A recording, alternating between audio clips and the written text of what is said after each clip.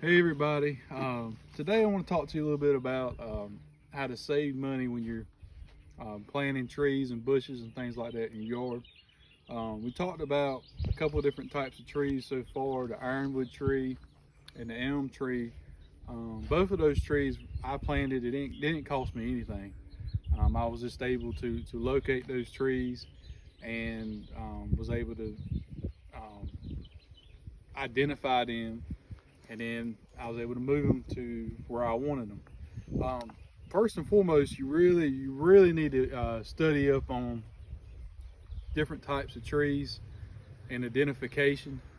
If you're going to try something like transplanting trees and moving trees to your yard, or bushes, because you can do them as well.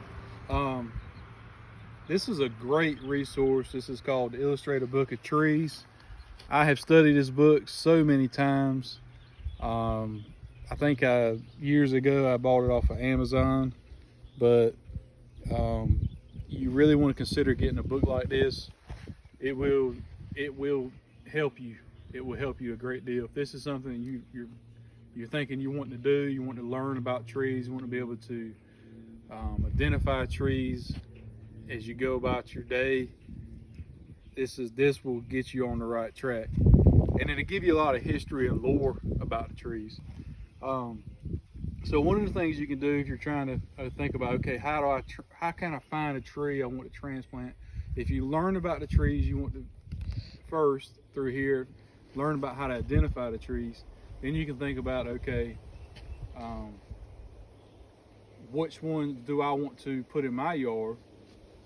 Okay, you say you decide, man, I've learned a lot about this tree called the sweet gum tree, and you've studied about it in this book here. You think it's going to be a great shade tree in your yard, and you decided that's what you want. Well,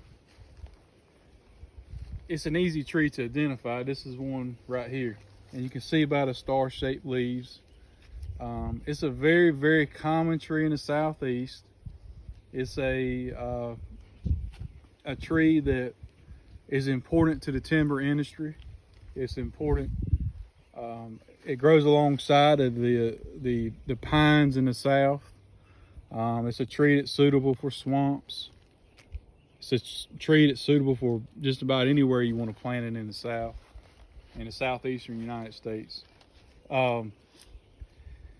It gets a name from actually where in the old days people would, especially kids, they would take a hatchet and they would chop just a small piece out of the tree, and it would bleed. The sap would bleed out of it, and you can actually chew it like chewing gum. That's where sweet gum comes from. So that's kind of some history about it. But the main thing I wanted you to think about today, not just identifying the trees, but okay, locating one. And if you can identify one in an area where you can legally dig up something and move it, because I want to iterate that. You want to make sure you have permission to move something before you move it, because you could be trespassing somebody's land. But you see the tree you like, and you're like, man, I really like that tree. I'd like to have the same tree in my yard. Well, a good place to look is close by. If you look down here, you'll see a baby sweet gum tree.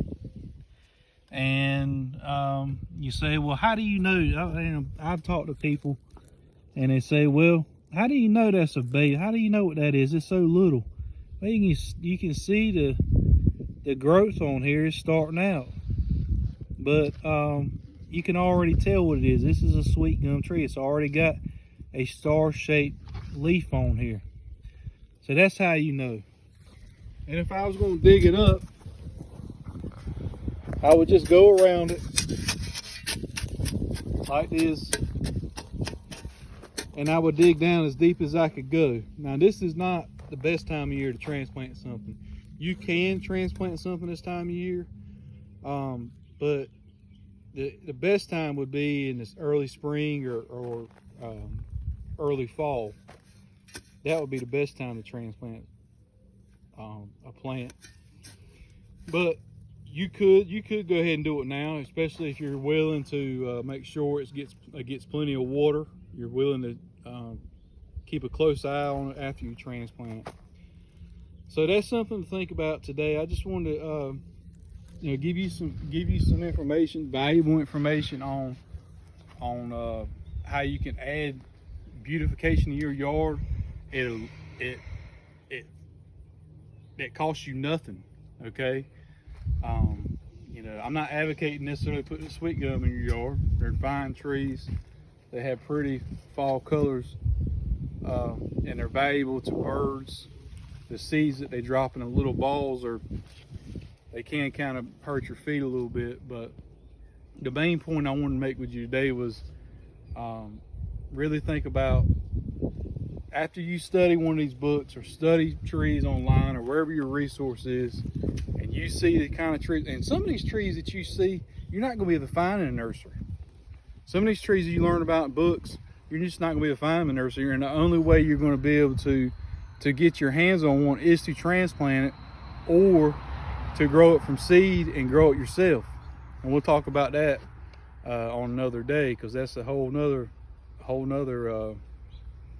type of subject. But anyways, I hope y'all have a great day. Please remember to like and subscribe so I can keep making these videos.